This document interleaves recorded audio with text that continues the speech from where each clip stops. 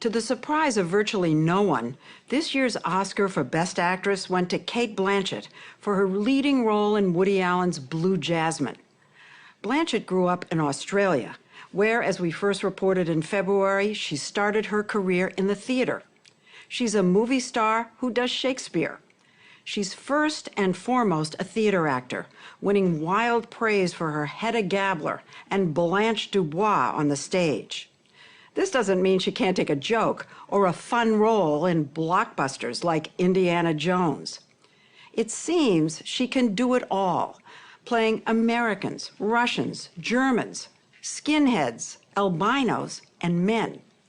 Vanity Fair called her a character actress in a leading woman's body.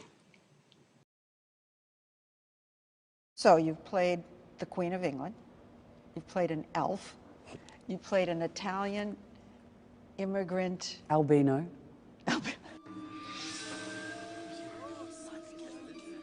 And that's just before breakfast this morning. I have a pink eyes, like a potato, huh? Like the devil, eh? The range is extraordinary. I guess I've got one of those faces that's not particularly beautiful, not too ugly.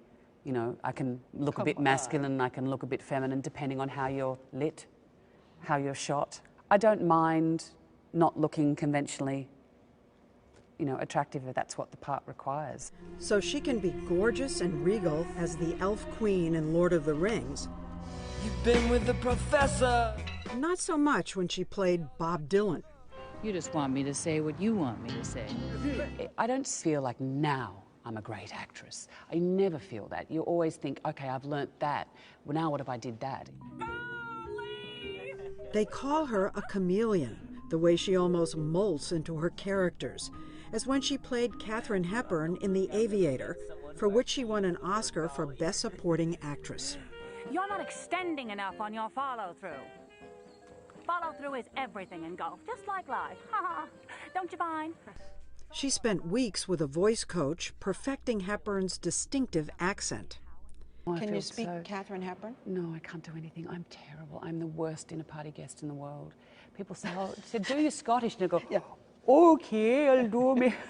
I sound like I'm a cross between sort of from New Delhi and Boston. It's terrible. In Blue Jasmine, she plays a desperate Park Avenue socialite who loses her life of status and luxury when her husband turns out to be a swindler like Bernie Madoff. I was forced to take a job selling shoes on Madison Avenue. Oh, so humiliating.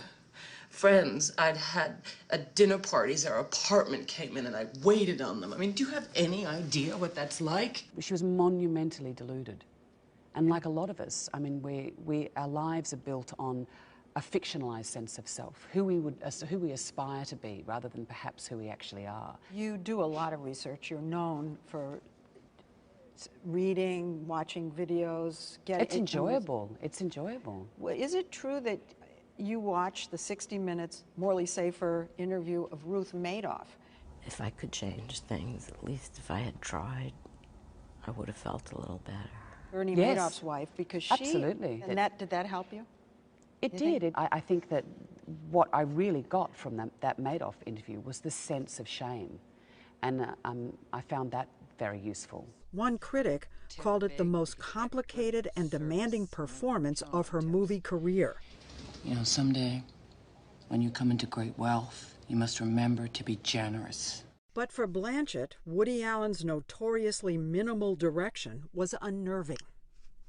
You really love to talk things out, and as I understand it, that's not his style.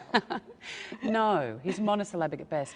I don't know how to do this thing unless it's in conversation with somebody else. I can't, monologue terrifies me. But that's what you got.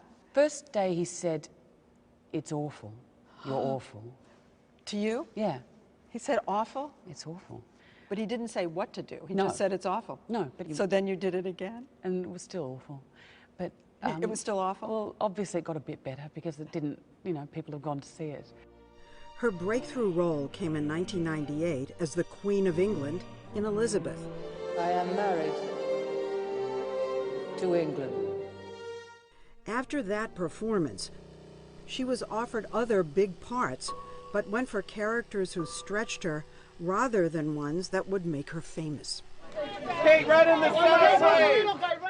Even though she's often on the red carpet these days, Blanchett never sought to be a movie star, nor did she think she'd ever be one. She's the middle child of a schoolteacher mother and transplanted Texan father who died when she was 10.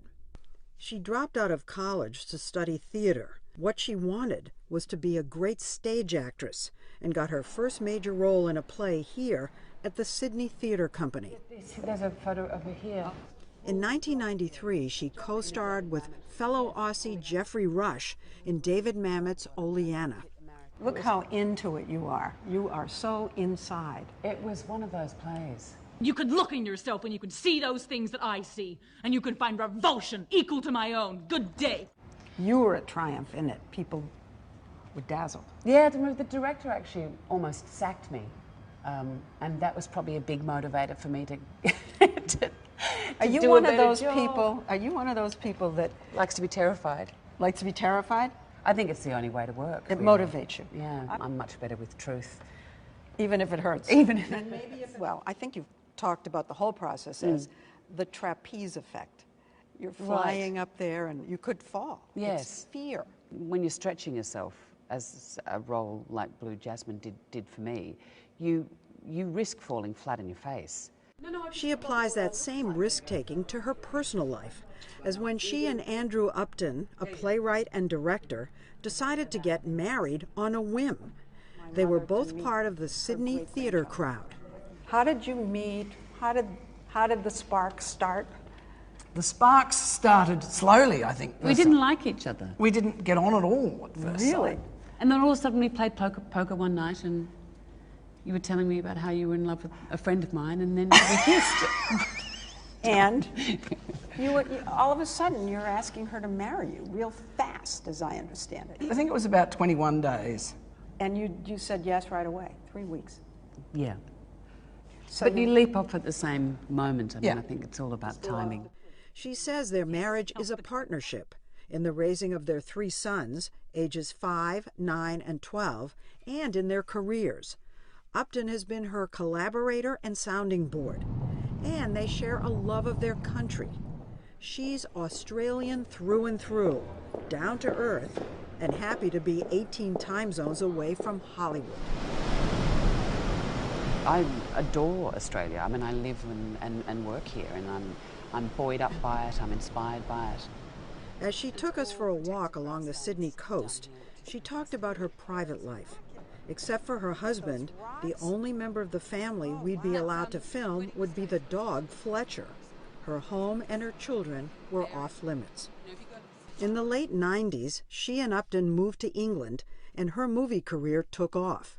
But in 2006, the Sydney Theatre Company invited them to come back and take over as co-artistic directors, and they jumped at it. It was one of the quickest decisions I think we made once the offer had come our way, apart from how quickly we got married. Maybe in the same spirit, strangely. Yeah, I think it was in the same spirit of adventure.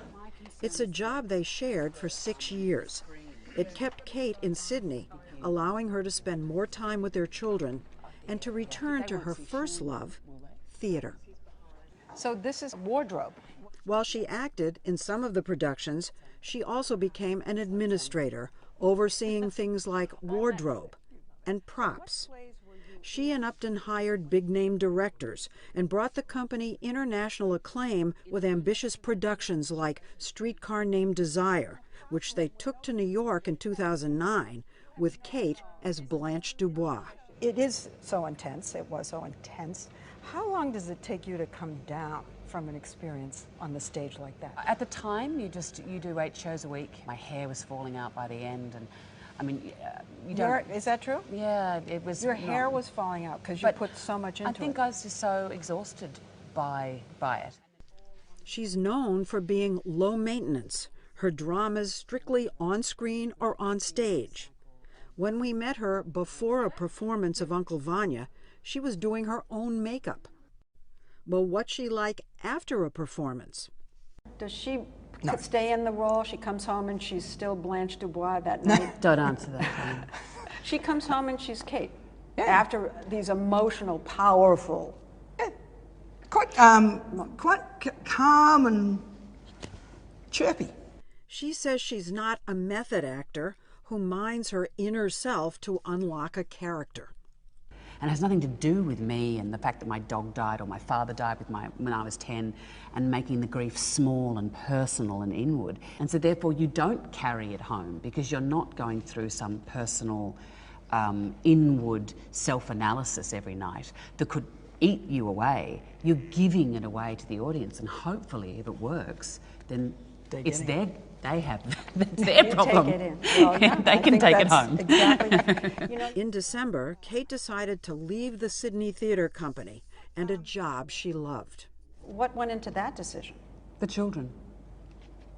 You could feel that their school needs beginning to grow. They actually need that attention, and at a certain point you have to make a decision about that, and that's not something we want to outsource. Now, her decisions about what roles to take in movies include how long she'd have to be away from home, or whether she can take the boys with her on location, as she did with Blue Jasmine, her comeback to the movies, which she has done with a roar. You're 44 years old. Am I? We don't need to discuss that. We don't need to rub that in. Listen, I'm not 74. rubbing it in. I think it's great to be 44, frankly. But it can be a tough age for an actress. At least that's the myth, I guess. Because for you, it's been a fabulous age. Well, I came to the film industry, I mean, in actress years, I was pushing 80. Because, I mean, I was in my mid-20s when I made my first film. Now her movie career is so hot, she's already signed up for 7 films. She's booked solid through at least 2015. What is the hardest part of your job? The thing you struggle with the most? Oh, look, is it hard? I don't know that it's hard. I'm an actress. Well. I think the most complicated thing, it's the military maneuver of getting 2 careers, 3 children. But that's a working mother's problem, working parent's problem. That's not the challenge of work. I think in relation to the work, that the trickiest thing is beginning. I think it's quite a tricky neuro-linguistic process, actually, to try and make something that a character has said, to make it come out through your body and make it seem like that's natural. It's kind of tricking yourself. The confidence trick, like an athlete does. You have to just say, I'm just going to start. I'm ready, I'm open, let's go. She'll be returning to the stage in August, performing here in New York City in the Sydney Theatre Company's production of The Maids. Her role, a homicidal house servant in a world of haves and have-nots.